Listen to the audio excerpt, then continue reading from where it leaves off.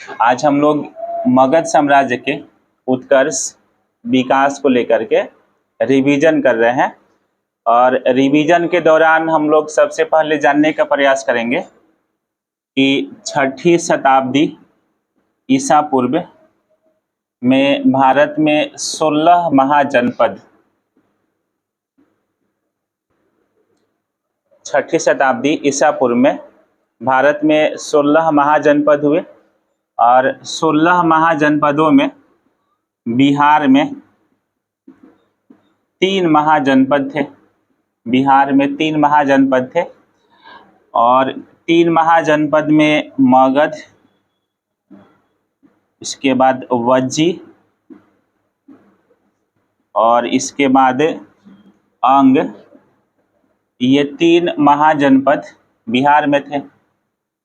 16 महाजनपदों में सबसे बड़ा और सबसे शक्तिशाली महाजनपद मगध था। और मगध का विस्तार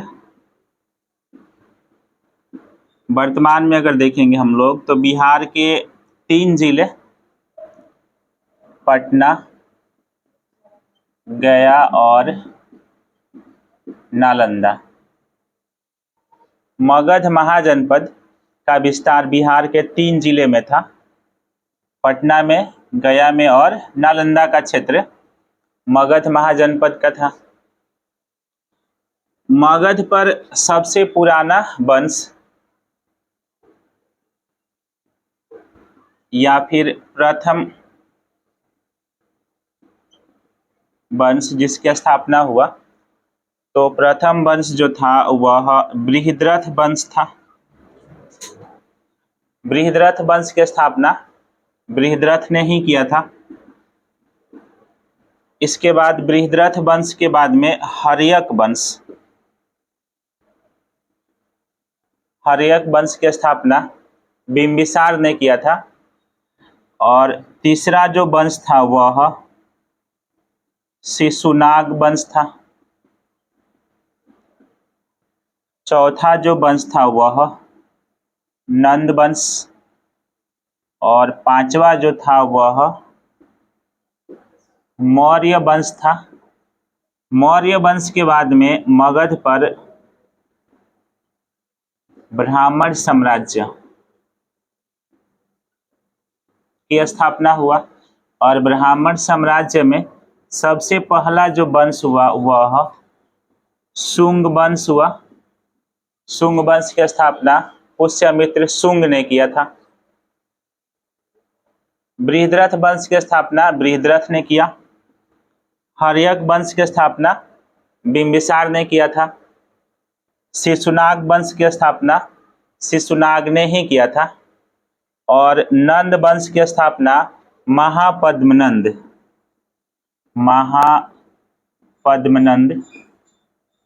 ने किया था।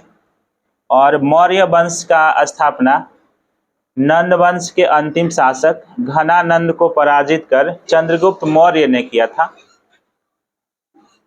मौर्य वंश के बाद में मगध पर एक नया साम्राज्य का उदय हुआ और वह साम्राज्य ब्राह्मण साम्राज्य था। ब्राह्मण साम्राज्य में पहला वंश की जो स्थापना हुआ वह शुंग वंश था। और शुंग वंश की स्थापना पुष्यमित्र शुंग ने किया था। पुष्यमित्र शुंग जो था वह ब्राह्मण जाति से था, इसीलिए उसके द्वारा स्थापित साम्राज्य को ब्राह्मण साम्राज्य कहा गया। रोक। अब हम लोग देख रहे हैं कि मौर्य वंश को लेकर के महत्वपूर्ण बातें जो एग्जाम में प्रश्न बनाए जाते हैं। तो मौर्य वंश की स्थापना मतलब इसके संस्थापक करने वाले व्यक्ति चंद्रगुप्त मौर्य।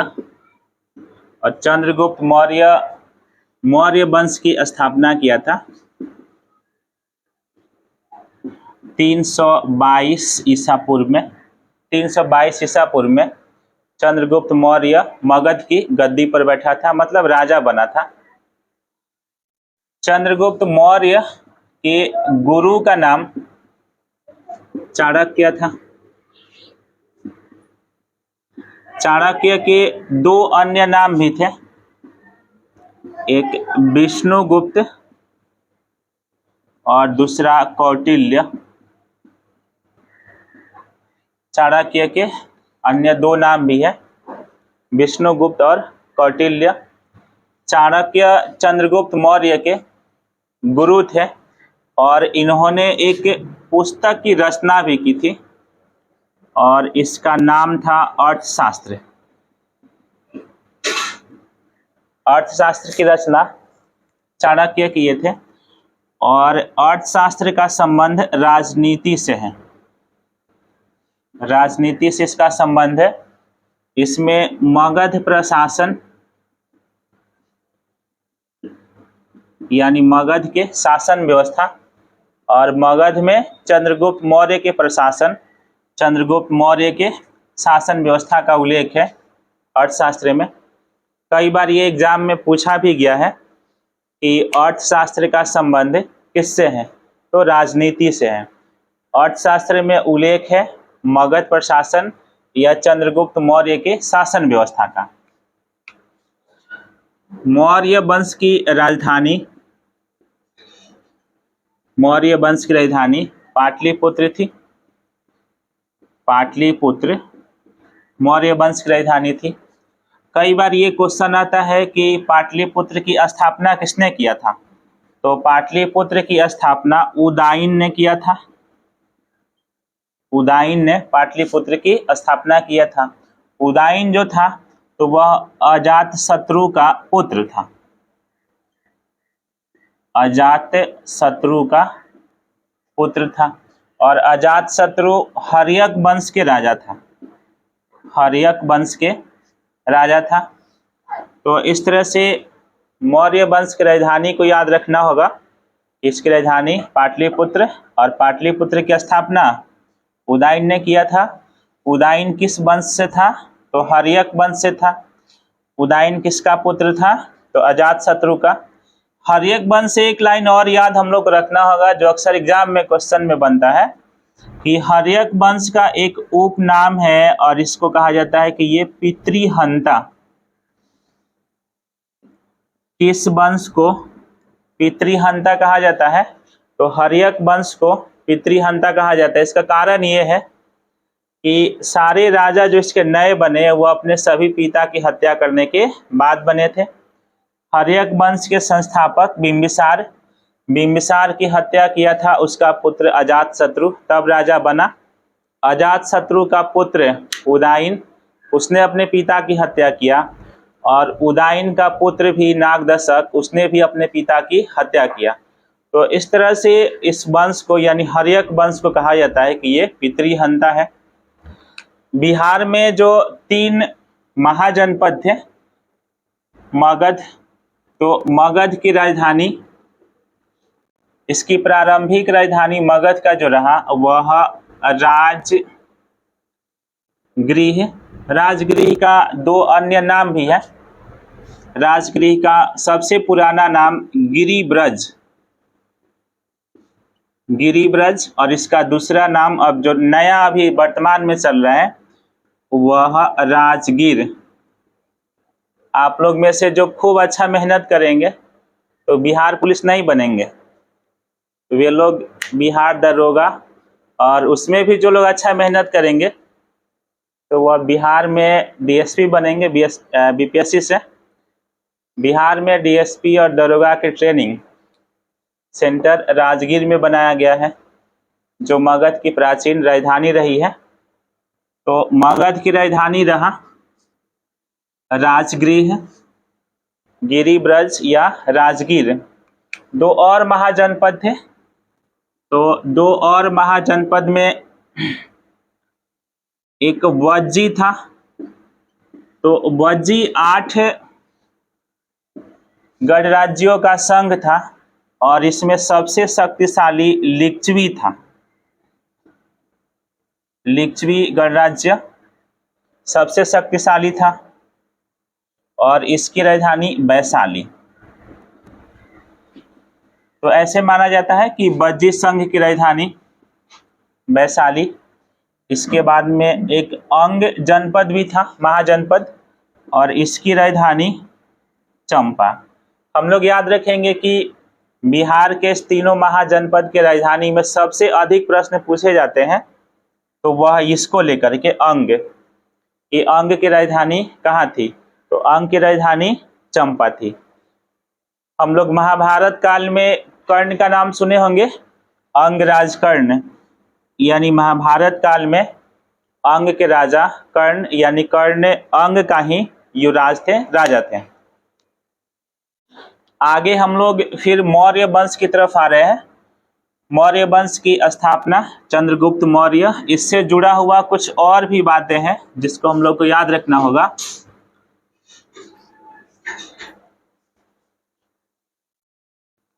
जैसे चंद्रगुप्त मौर्य जो है, तो वह 305 ईसा पूर्व में सिकंदर के सेनापति सेलुकस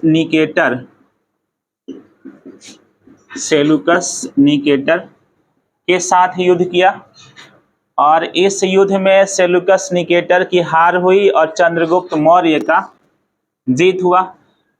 305 में युद्ध हारने के बाद में सेलुकस निकेटर ने चंद्रगुप्त मौर्य से एक संधि किया, समझौता किया, और उसी संधि समझौते के अनुसार चंद्रगुप्त मौर्य ने सेलुकस निकेटर को 500 हाथी उपहार में दिया था, और सेलुकस निकेटर अपनी पुत्री कार्नेलिया, कहीं कहीं इसका नाम हेलेना भी मिलता है, हेलेना का विवाह चंद्रगुप्त मौर्य से किया, और अपने राजदूत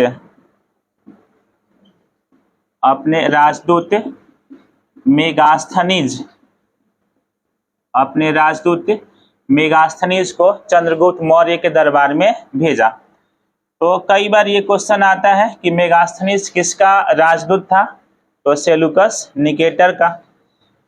मेगास्थनीज पाटलिपुत्र में रहने के दौरान एक पुस्तक लिखा, और इस पुस्तक का नाम था इंडिका। जिस तरह से अर्थशास्त्र में पाटलिपुत्र के राजनीति का उल्लेख है, उसी तरह से चंद्रगुप्त मौर्य यानी पाटलिपुत्र मगध प्रशासन का उल्लेख है। इंडिका में भी उसी तरह से इसका भी संबंध पाटलिपुत्र के राजनीति से है, प्रशासन से है। चंद्रगुप्त मौर्य के दरबार में मेगास्थनीज आया। चंद्रगुप्त मौर्य के बाद में अगला जो शासक हुआ था, इसका पुत्र बिंदुसार हुआ था, और बिंदुसार के दरबार में मेगास्थनीज का उत्तराधिकारी डाइमेकस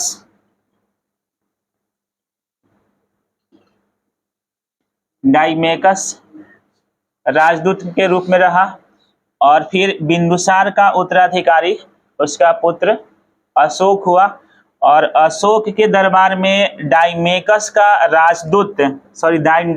का उत्तराधिकारी, मतलब इसके बाद राजदूत डायोनिसियस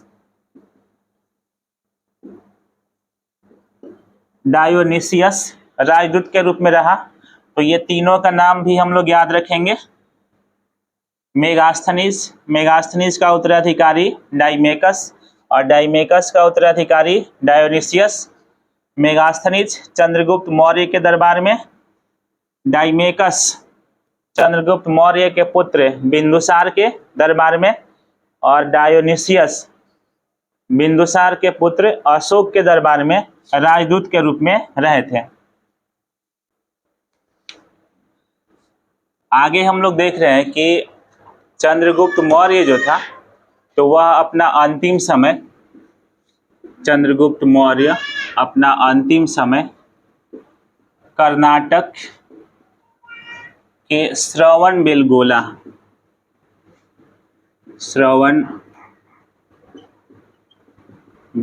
में बिताया। यहीं पर श्रवणबेलगोला में ही चंद्रगुप्त मौर्य की मृत्यु उपवास के दौरान हुआ था। उपवास के दौरान 298 ईसा पूर्व में हुआ था। चंद्रगुप्त मौर्य के बाद यानी 298 ईसा पूर्व में इसका उत्तराधिकारी चंद्रगुप्त मौर्य का पुत्र बिंदुसार।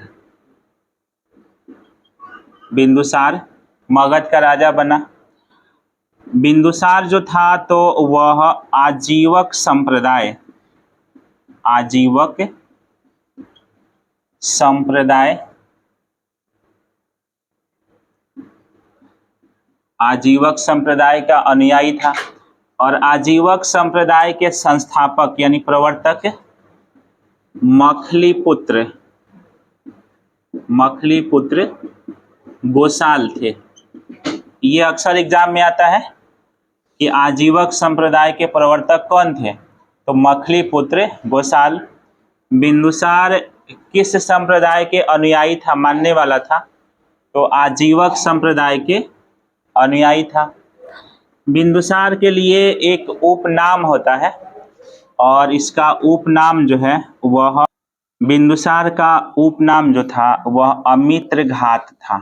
अमित्र घात, ये अक्सर पूछता है कि बिंदुसार का उपनाम क्या था, अमित्र घात। और इसका अर्थ होता है शत्रु विनाशक। इसका अर्थ शत्रु विनाशक होता है, बिंदुसार के उपनाम था। बिंदुसार के शासन काल में 2 बार तक्षशिला में विद्रोह हुआ था। तक्षशिला में विद्रोह हुआ और पहली बार विद्रोह को दबाने के लिए बिंदुसार ने अपने पुत्र सुसीम को भेजा था, सुसीम को। और इसके बाद दूसरी बार विद्रोह को दबाने के लिए अशोक को भेजा था। बिंदुसार का उत्तराधिकारी अशोक हुआ। बिंदुसार का उत्तराधिकारी अशोक, और यह मगध का शासक 269 ईसा पूर्व में मगध का शासक बना, मगध का राजा बना। शासक बनने के 8वें वर्ष यानी 261 ईसा पूर्व में अशोक ने कलिंग पर आक्रमण किया था। ये सब एग्जाम में आने वाले सारे पॉइंट हम बोल रहे हैं, जिसको आप लोग अच्छा से याद कर जाइएगा। अशोक 261 ईसा पूर्व में यानी शासक बनने के 8वें वर्ष, ये भी क्वेश्चन में है आप लोगों के कि शासक बनने के, राजा बनने के, चाहे गद्दी पर बैठने के किस वर्ष अशोक ने कलिंग पर आक्रमण किया था। तो शासक बनने के 8वें वर्ष यानी 261 ईसा पूर्व में कलिंग पर आक्रमण किया था। कलिंग पर आक्रमण किया था। कलिंग की राजधानी तोसली थी और कलिंग पर चेदी वंश का शासन था। कलिंग पर चेदी वंश का शासन था। 261 ईसा पूर्व में अशोक कलिंग पर आक्रमण किया और कलिंग पर अधिकार भी, मतलब जीत भी गया। कलिंग युद्ध का उल्लेख, मतलब कलिंग युद्ध का उल्लेख अशोक के 13वें शिलालेख में है। ये कई बार एग्जाम में आया हुआ है, बहुत एग्जाम में आता है ये 13वें शिलालेख। 13वें शिलालेख में कलिंग युद्ध का उल्लेख है। कलिंग युद्ध के बाद, मतलब इसके बाद, कलिंग युद्ध के बाद अशोक ने युद्ध त्याग दिया और इसके जगह पर बौद्ध धर्म को स्वीकार किया। अशोक ने कलिंग युद्ध के बाद ही युद्ध का त्याग किया था और बौद्ध धर्म को स्वीकार किया था। बौद्ध धर्म के एक प्रसिद्ध बौद्ध भिक्षुक उपगुप्त ने अशोक को बौद्ध धर्म की दीक्षा दिए थे। याद रखना होगा कि अशोक को बौद्ध धर्म की दीक्षा किसने दिया था, तो उपगुप्त नामक बौद्ध भिक्षुक ने बौद्ध धर्म की दीक्षा दिया था। अशोक ने बौद्ध धर्म को बहुत बड़े पैमाने पर प्रचार प्रसार किया और इसने भारत से बाहर बौद्ध धर्म का प्रचार किया था। इसके लिए अपने पुत्र और पुत्री को बौद्ध धर्म का प्रचार करने के लिए श्रीलंका में भेजा था। अशोक के पुत्र जो श्रीलंका में बौद्ध धर्म का प्रचार करने के लिए गए थे, उनका नाम महेंद्र और पुत्री का नाम संघमित्रा। तो महेंद्र और संघमित्रा बौद्ध धर्म का प्रचार करने के लिए श्रीलंका गए थे। रोकेंगे थोड़ा सा। आज जो है तो मौर्य वंश को लेकर के ये हम लोग रिवीजन किए। इसको आप लोग देख लीजिए, नोट्स बना लीजिए। इसमें और जो बाकी है फिर अगले वीडियो में, अगले क्लास में हम लोग इसका रिवीजन लेकर के आएंगे। अभी प्राचीन भारत के बहुत सारे चीज़ें हैं जहाँ से बिहार पुलिस, बीपीएससी चाहे अन्य सब एग्जाम में प्रश्न पूछे जाते हैं, जिनकी प्रबल संभावना रहती है कि जो एग्जाम में प्रश्न पूछे जाएंगे। तो उन सारे खंड को लेकर के, सारे पॉइंट को लेकर के ये वीडियो का क्रम अब लगातार बना रहेगा। और फिर से एक बार बोल देते हैं, हम लोग सुन लेते हैं कि आज हम लोगों को खूब मेहनत करने की आवश्यकता है अपने कल को बेहतर बनाने के लिए। भले आज हम लोग एक नौकर गुलाम की तरह ही कठिन परिश्रम करेंगे, मेहनत करेंगे, वह इसलिए क्योंकि कल गुलाम और नौकर नहीं बल्कि एक राजा की तरह जीवन जीने के लिए। तो इसलिए आज हम लोगों को मेहनत इसलिए करना है और बहुत ज़्यादा मेहनत करना है, वह इसलिए क्योंकि आने वाला कल अपना अच्छा हो।